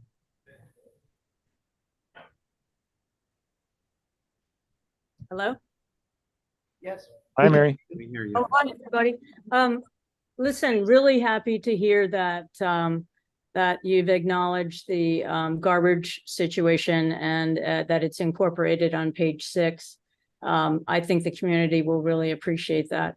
You know, a lot of people have suffered. So I was prepared to speak more, but now that it's in there, and I just want to verify it is regarding the frontage. So the site plans will require a restaurant to put in the drawings where their garbage is being put out for pickup, correct? Yep. Purpose of that section that I just highlighted, you bet. Yeah. Practically took it verbatim from you. Okay, but it's within the guideline, within the parameters of In the site plan. The Okay, site plan. They don't go anywhere without a site plan, and the Okay. site plan needs to say, among other things, where you're going to put the garbage. Okay, great. And not just the restaurant garbage, but the building above it too. Great, thank you. So I only have one other comment. Lighting, page 14. I had asked for our block, lighting in trees and over sidewalk pathways is not permitted. Lighting in trees is already against the law, but you know, a lot of restaurants don't realize that. So adding these words will not only make it clear, but save our beloved forestry division from unnecessary work, you know, across the city. They're already working very hard. I see no reason not to have that in there. It just, you know, makes it less problematic for the program once people understand that what they can and can't do. And then lighting over sidewalk and pathways. I think lighting is within the cafe, but putting it over sidewalks is a problem because they fall down and, you know, there's a lot of things, a lot of movement in the city where people need height. They move things and everything Thanks, else. Mary. We've reached the 2-minute limit. We appreciate your comments both at our committee meeting and tonight. And we've incorporated, I believe, all we can do as of this moment. But we will keep your comments in mind when and if DOT comes back to us for explanation on any of this. Hopefully they will listen to a lot of these things. We have one more. Andrew, I would propose to add to the section on J. I think the part we added here about the issuing guidance on the intensity and direction of illumination covers the point about the sidewalk and so forth. I would not be opposed to adding a sentence that says nothing shall be attached to a tree. If that would be acceptable to the board and the committee, then it's in the statute, so it doesn't need to be repeated. But in deference to the one community member who spoke, I think that's not inappropriate. No problem with that. That's repeating what's in the guideline, but I have no problem with that. One last word, and then we will call the question. This is not a last word. I had an amendment on the floor, and so if it gets seconded, we need to vote on it. That's perfectly fair. If there's a second, we can proceed. And just to the argument that we should wait for the templates, whatever we do here is going to influence the templates. So we need to act here also. Richard, If this is going to be a formal amendment, I'd like to speak in opposition to it. let's get a second first, if there is one. Okay, there is one. Yeah, you know, sidewalk cafes have never had been available during rainstorms. There are umbrellas, but there are no roofs. And to put a roof on a structure in the middle of a roadway, I think is a visual imposition that's unnecessary. In those few instances where it's raining and people can't sit outdoors, they'll eat indoors or they'll eat at home. But to have a permanent roof over structures because it might rain, I think is well, permanent during the, it's permanent in the sense that it's there for the duration of the cafe. And you know, I just would urge the board not to adopt that proposed amendment. Okay, can Thank we vote on the amendment I proposed by think Ken? Jay has one comment, and then we can vote. Second, now we have the debate. So I was the one that commented on it earlier. Can everybody hear me? We're getting you a mic. Gotcha, sorry. Yeah, so first of all, I agree with Richard.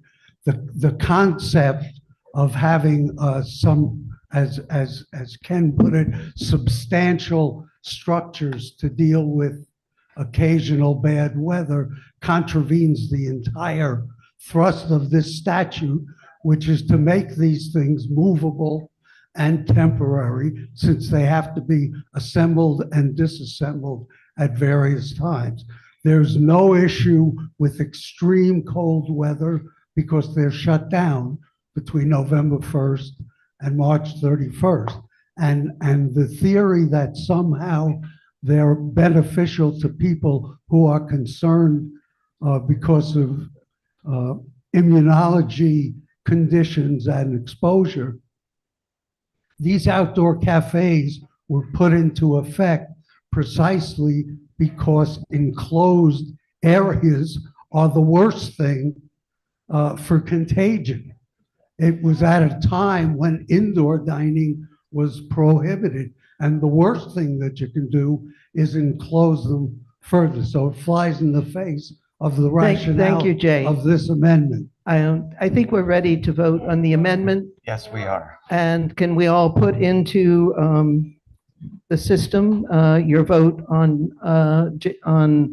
Ken's amendment? Thank you. Ken's amendment, text yes for yes, no for no. You can join the Wi-Fi, Lincoln Center, if you have any problems.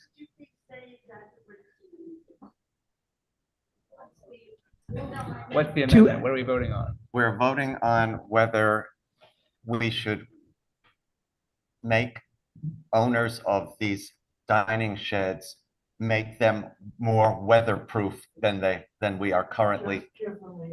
Give them the option to make them weatherproof. So if there's a wind and rainstorm, the sides would be covered and the diners would be protected.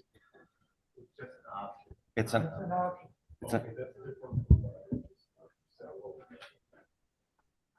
So please quickly complete your votes. Complete your votes, and Peter, you can raise your hand. The thumbs up for yes, down for no. Okay, no problem. Got it? So far, 24 no, 10 yes. Right here. You vote yes or no? No? Okay, you just voted no. No problem. 26-9. Looks like we're pretty much there. That's 36 people. We got Paige no, that's 37. Please finish up. Please finish up. 3, 2. Texting is fast. 1. Okay, I think we got it. 28 to no, 9. So that's it for the voting. And if you're having trouble with reception, join Lincoln Center Wi-Fi. Okay. It fails. Now that I that saw Peter. amendment has been decided, may we have a vote on the entire resolution? Yes. Wonderful. Set it up. Okay. Yeah, I can't spell, but it's up. Go for it. Yes for yes. So this is the vote on the entire guidance to Entire DOT. 29 pages that Mark has worked so tirelessly on. Yeah. Yes.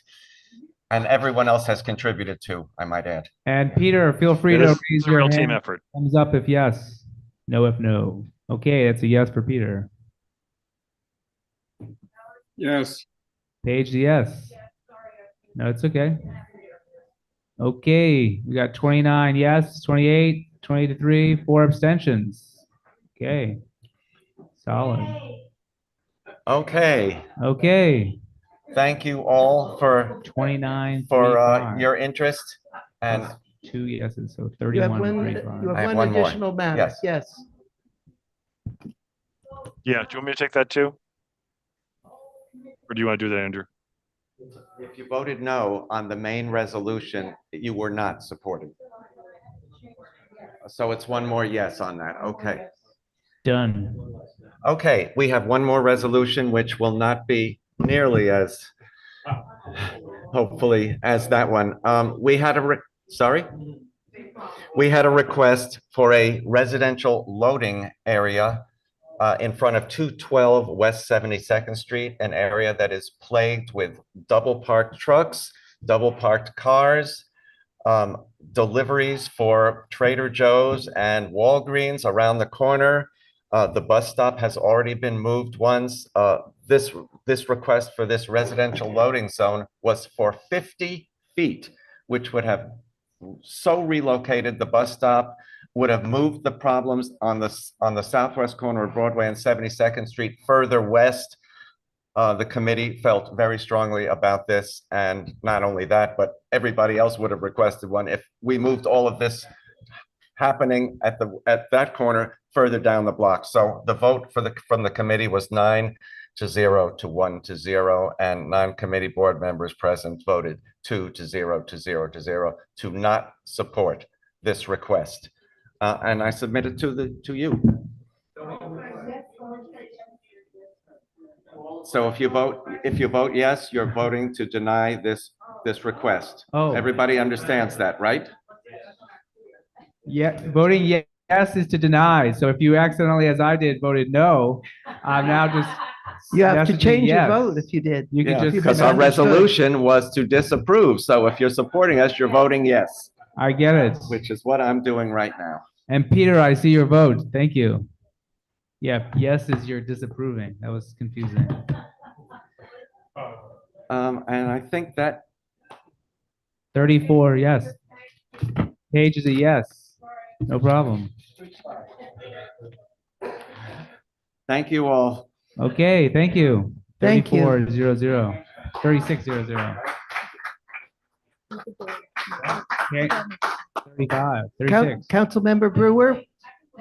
Okay, up to you. Kirsten. We have BCI next. Hi, my name is Josh Cohen. I think everybody knows me, but just in case. So we're going to break this down into two separate things. We're going to do the SLA first, and then we're going to do the OCM second. And we're going to bundle because in the interest of time, we feel like this is the best way to go. When I say we, since Ben's not here, I mean me. So, the Royal, yes, thank you, Lynn. So we had 1, 2, 3, 4, 5 applications for liquor license, 2-year liquor license, and they were all approved unanimously at committee. And so we would like the full board to support the votes that took place at the committee meeting.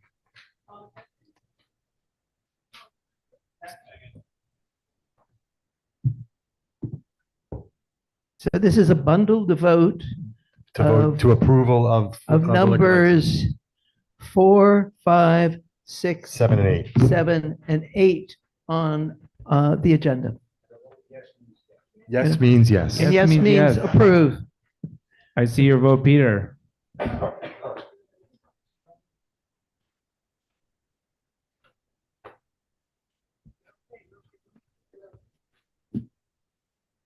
Okay, 31. Looking for a few more. 32. I vote yes. I got Peters. Kirsten, yes. Okay, we got 35. I think that's 3, 2, 1. Great, we got it. 36, 0. Thank you. Okay, so before we go on with the OCM, I just want to say a couple of things. First is that I wanted to say thank you to everybody who was not in the committee but ended up coming to the meeting to be part of the discussion, whether you were there virtually or in person. It was very much appreciated, so thank you for that. I think it definitely added to what we initially thought was going to be a difficult meeting, but it turned out to go really well, I think, and so I really appreciate everybody's input. The second thing is that I want to remind everybody that we are an advisory board. And so while we'll vote on this, and whichever way the vote goes, it goes, at the end of the day, OCM is going to make the final decision as to whether this is approved or not. And so I just want people to keep in mind that we voted based on what the guidelines are currently. These have been changing, the goalposts keep moving, but we can only do with what we're dealt with. So just please keep that in mind. The first two items, which is Roman numeral 1, A and B, I'd like to bundle together. And these two neglected to follow up and furnish any documents to support the notice of municipality, but they didn't withdraw either. There were no shows and they didn't have any paperwork completed. So we voted to disapprove these two, and we had a unanimous to do that as well. And so you would vote yes to disapprove these two items for OCM because they didn't properly provide the necessary documents. Call the question. OCM A and B. Yes is to disapprove. Got 11. Got 14. Peter, got your yes. 23. 29. I voted. I did. Okay, 30. 5, 4, 3, 2, 1. Okay, yes. 33, 3400. Thank you. Thank you. Okay, so the second, we're gonna have two other votes here. The second one is for Roman numeral 2A, which is 143 West 72nd Street. And initially at the board meeting, we voted to disapprove because the applicant did not complete the application with all the necessary information. He has since resubmitted the application, and he's actually here today if you want to stand up, Mr. Kramer. And we would like to approve his application. Keep in mind, all of these that we're voting on now are going to be submitting to OCM, but there's kind of a lottery that they're going to pick for who's going to get these spaces. In addition, all these people have leases that are not formalized yet. They're trying to get leases or they're in negotiation. Doug, you want to add to that? Okay, yeah, so a lot of the landlords are not giving them the lease until they get the approval from OCM, so it's still kind of up in the air. So we're, again, just going with the guidelines. And so we'd like to vote on 2A to approve the application for to the OCM. Yeah. In the committee, we turned it down. So just I want to make sure. So what we're trying to do is now change that, right? So Correct. I just don't know if we are now saying no to our rejection at the committee level. Maybe our parliamentarian can Richard, explain exactly what we should. Okay, so we're substituting the resolution. Got it. Yeah. Okay, thank you. Voting for a yes. Yes. Correct. I would say correct. Yes is a yes. So that's OCM for 2A. OCM 2A. Peter, feel free, thumbs up for yes, or down for no. Okay, that's a yes for Peter. Okay, Tabitha. We got 24 yes, 7 no, 26 8. We'll get 5 more seconds. 5, 4, 3, 2, 1. Okay, 28 8 1 1. Okay, thank you. And then for 2B, C, D, and E, you may notice that there's 2 applicants that have what is CURAD. I think that's how it's pronounced. And that only means that their information has been received by OCM. The others have not been received by OCM yet, but they are applying. And so everybody, but for those of you who weren't there, all of these people came and really had amazing presentations. And, they really put a lot of effort into explaining how they wanted to be beneficial to the community and to do a lot of positive things. And so it was really impressive. And it was really worth being there for. I was really kind of happy about it. So we all voted to approve those. And again, this is contingent on being granted the license by OCM, and they're getting a lease as well. So there's a lot to follow past when we vote today. So we would hope that the board would support what the committee did in voting in favor of these applicants to get a yes question. It'd be B, C, D, and E. Yes, sir. I'm sorry, Raina.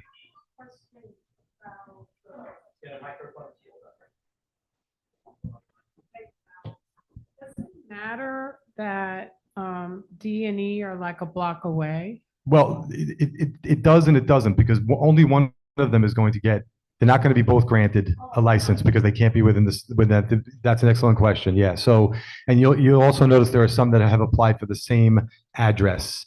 And that's again, because the landlords are kind of hedging their bets. They're hoping that one of them will get this approval from OCM. And by the way, neither of them may get it. So we just don't know until OCM makes their decision. And we don't even know when that's really going to be, to my understanding. It's 9-2B through E. Jamie? Yep. Luisa? Okay, what if you want to vote no on B and yes on C and D? Then we can break them up. We can do each one individually. I mean, if that's, I would like to bundle them in the interest of time. Louisa, is there one you would particularly prefer to have pulled out from the group? Yes, and that would be 2B. 2273 Broadway. All right, so we'll do a vote for B and then we'll bundle C, D, and E. Okay, so the current vote, we're stopping. Well, hold on. Yeah, hold on, Jamie has a question. Okay. Yeah, we're not going anywhere yet. Okay, so I was hoping I could go the rest of the evening and say nothing. But I want to say something. Hello, Gail. It's so good to see you. I want to first say that Josh and Ben ran this meeting fantastically. Thank you. Fantastically. And it was he says it went really swimmingly, but it was a very hard meeting to run. But the reason I'm bringing that up is because there were members of the public there who were not fully in support of these legal dispensaries opening. And I feel, because I was there, that I have to mention that. Please. And the presentation, and thank you, sir. Thank you for being here, and thank you for being there, and thank you for making a great presentation, and thank you for getting your paperwork in. And the presentations were fantastic, and PowerPoints, and beautiful people with fantastic clothes and all of that. But there were members of the public who were really not down with it. And one of the reasons, Gail, is the reason is, one of the reasons is that there are so many illegal dispensaries. And so the people say, how can we open a legal dispensary right here when there are all these other illegal dispensaries over here? And I say this as somebody who was a public defender, and I represented so many people who are legacy people now trying to get into the legal dispensary business, who have I think, legal right now to get into it. So it broke my heart to be there. I felt so torn because the legal people are trying to get into it and the illegal people are kind of pushing them out and the community's up in arms. And so I just want everybody here to know that it's such a hard issue. It's not, we all know, right? Because we're on the community board. So I just felt that because I don't see any of those people from the public who were at the meeting here tonight, I felt I had to say something on their behalf. And a couple of them called me at home the next day to further voice their opinion. I hear your bell. I would like to reiterate the praise for the way the meeting went, and to also notice Jesse Nieves, whose contribution to that meeting was spectacular. Everybody back there, so much appreciated. I think Jesse and I, we're big email buddies now, so thank you. And Max and I are texting like crazy. So could we do a vote on B alone? Yep. Since we have a 2B. member who wishes to. This is on exactly 9-2B. So can we vote on 9-2B as distinct from that earlier announcement that we were doing the group of 4? Ready for your vote, Peter. Thumbs up, thumbs down. He doesn't know. The committee recommend approved on all of them. Currently, we're at 17-9, ineligible 1. Looking for a few more. 29 in so far. Maybe like 10 more. 20, 10.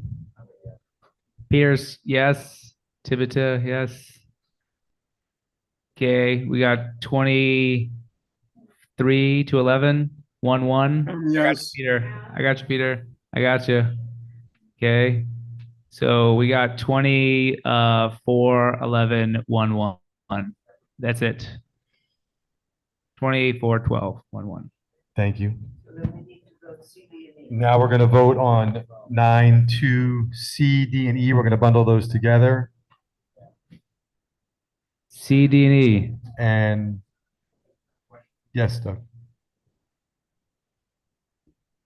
I want to go along with the committee's votes, and I do think that the applicants that came before us, many of them were extraordinary, outstanding, and I think we'd be lucky to have some of them in our neighborhood, quite frankly. The thing that I'm concerned about, and this is really a question that's probably going to go out into the ether because I don't think there's an answer.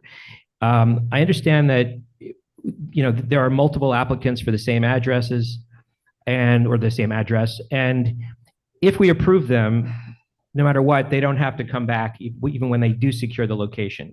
My question is, if we approve the applicant, but not the location, do they still have to come back? Because I do believe that the location and the applicant are inextricably intertwined. So that's a question that OCM has never been able to answer. Well, no, but the way that I'm looking at it is that's what we're voting on is the applicant and the location. Right. So personally, I would be in favor of voting in the affirmative to those that came before the committee, for those specific addresses. But if they happen to apply somewhere else in the neighborhood, we may like them very much, but we may not like their next cited location. And I just want to say for the record that I hope that if an applicant has to return, even if we love them, they have to come back if it's a different address. I don't know. We don't. So at least I'm on the record for saying that that's how I feel about it. And with that, I would support the committee's vote. Ready to go, Josh? Okay, vote. 12-6. Looking for Peter, Tibita, Kirsten. 14-7. Eligible cause 1. We're missing a lot of votes. Here we go. 18-9. 22-10. Yes, Tibita. Peter's a yes. Yes. Kirsten, maybe. 25-10, so we're at 35. So it's 27-10-0-1. 27-10-0-1. Done. Thank you. Just one more thing. The next month, when we have these applicants come up, I do encourage people to come Is that it? to the committee meeting to voice their opinions and ask questions, and also to see the presentations that some of these people are putting forward, because they're really impressive. That's it. Thank you. Thank you. Preservation?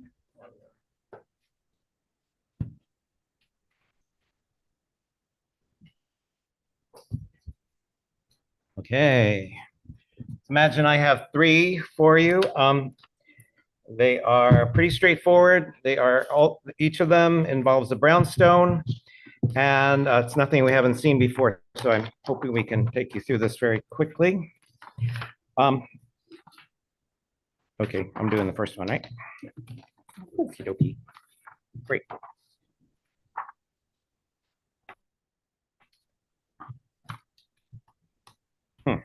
Okay, so the first one is 320 West 77th Street.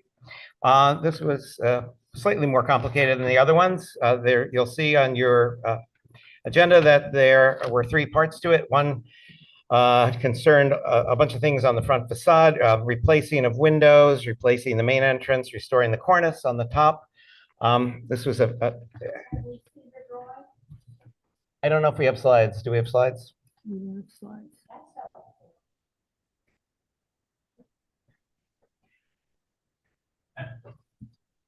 Right, you'll have to picture it in your mind, or else go to the community board website where all of this stuff is available. Okay, apologies for that, and we'll make sure next week we have, next month we have lots of pictures to look at. Okay, so long story short, a little bit too late. The one problem that the committee had with the proposal, which otherwise was adding to the building, that was a lot of the character has been stripped away over time. We thought it was a good proposal.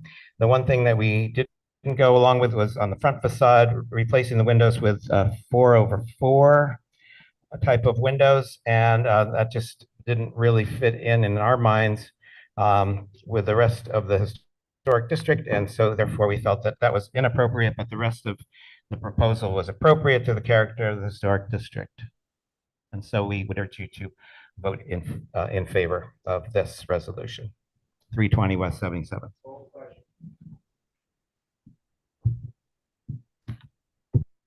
Okay, preservation 1. Yes for yes, no for no. 0 abstain. Tavita, yes. Yes. Yes for Peter. Yes. We got 27-0-0 so far. 29-0-0-0. 31-0-0-0. Kirsten, yes. 33, 34-0. 34-0-1-0. 36-0-1-0. 3, 2, 1. Okay, next one. The next one is 157 West 82nd Street, a 3-story brownstone with a basement, constructed of red brick and sandstone Queen Anne style. It's in the Social Park West Historic District. They want a 2-floor rooftop addition with a bulkhead access to the roof. They want to add modifications to the existing rear balconies to accommodate a 4th family. They want to add a 28 square foot penthouse and stair bulkhead for access. The roof of the penthouse and the bulkhead would be slanted to minimize visibility from the street and to angle rooftop solar collectors for maximum sunlight absorption.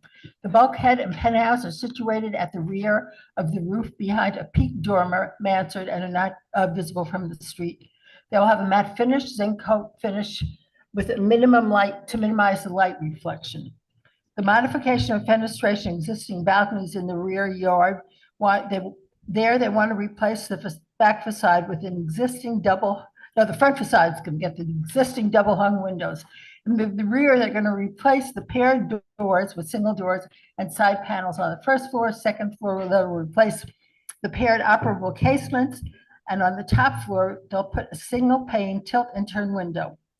The parlor floor L extension will have windows with tilt and turns, and the replacement windows on the west facade of the L will be floor to ceiling bays, and they'll eliminate the corbelling.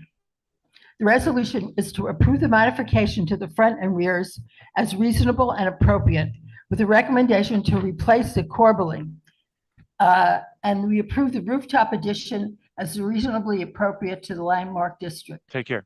6-0. 0-0. We got a question, Jay. I'm on the committee, but I was out of the country at the time. So question, we rarely, if ever, approve two-story rooftop additions. Can you quickly explain why? Well, there were big buildings taller buildings on the street. It's only a 3-story building and it has a tall mansard roof. So it hid the whole addition. You couldn't see any of it from the street. Okay. Any other questions? Okay. Reservation 2. Yes for yes, no for no. Peter, call it out.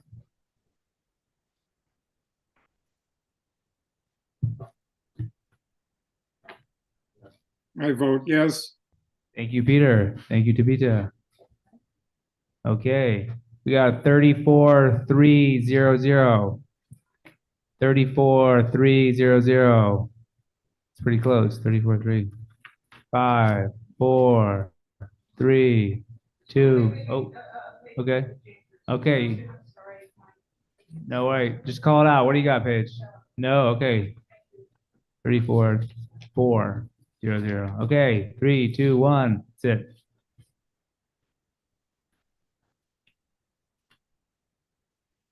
Okay. Okay. Call Approved. what was the total vote? 34-4-0.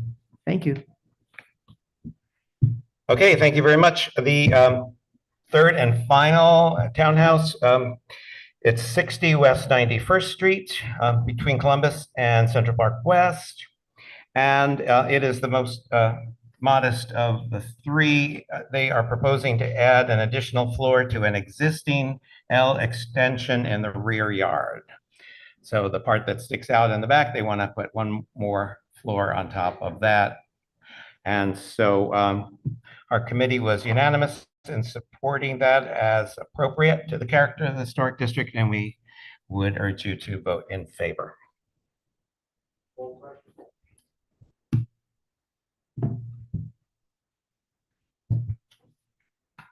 Okay.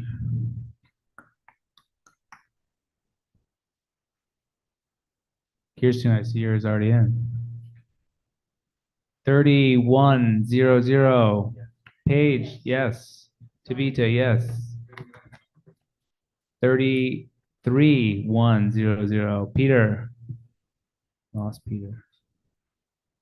Okay. 5, 4, 3, 2, 1. I think Peter's off the Zoom. Okay. 3510.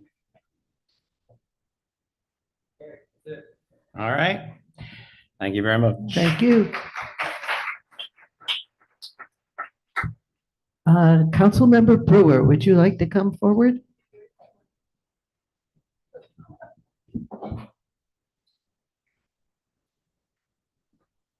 Thank you very much. Just so you know, where I live on my brownstone, I didn't change a damn thing from 1886. So, no comment. So in terms of participatory budgeting, we're in the, Friday's a deadline to submit ideas for how to spend the $1 million in capital funds. I think some of you know this. We still need volunteers, so if you want, let our office know, because you will help figure out what it is that we want to spend the money on, so let us know. LPC, we had a public hearing to review a consultant's report on the hardship application of West Park Presbyterian Church. I know this goes on and on. It was sort of a special meeting. For a while, it wasn't even listed on the agenda. We had to tell them, when you have a discussion, you have to put it on the agenda.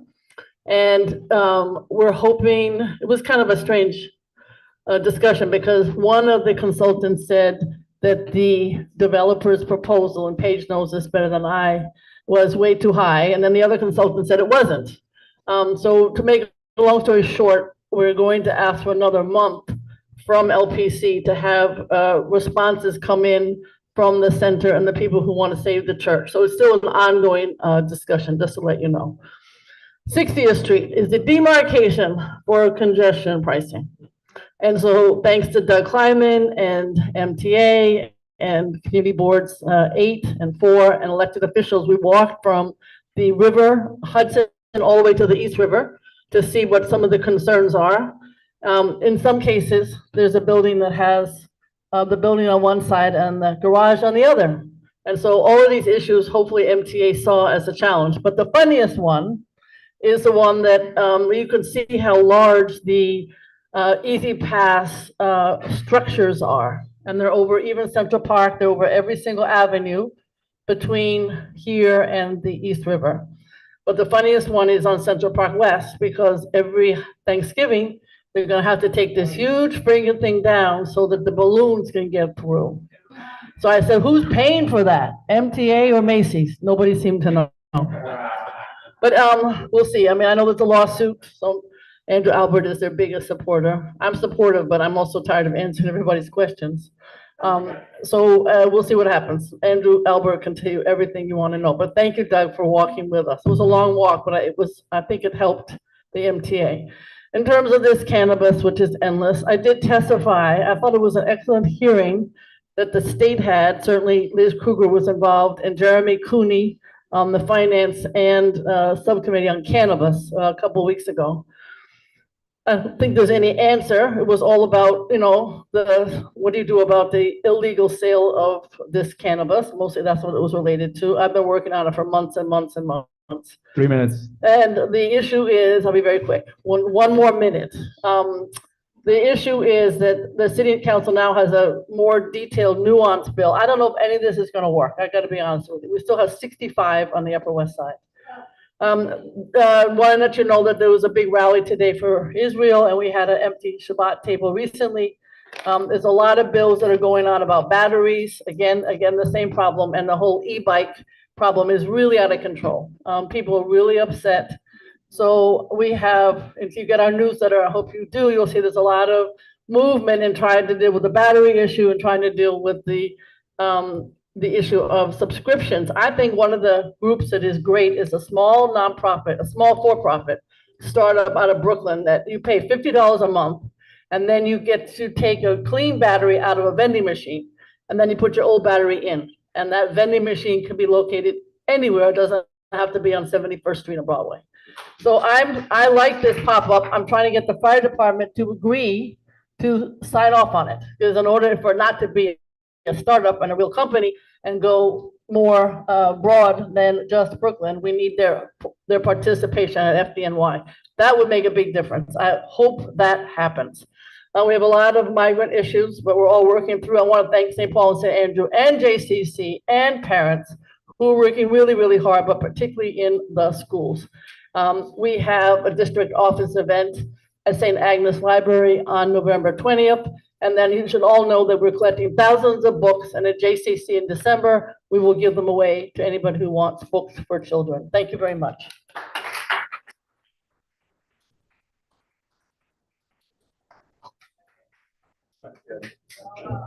Okay. They're adjourned.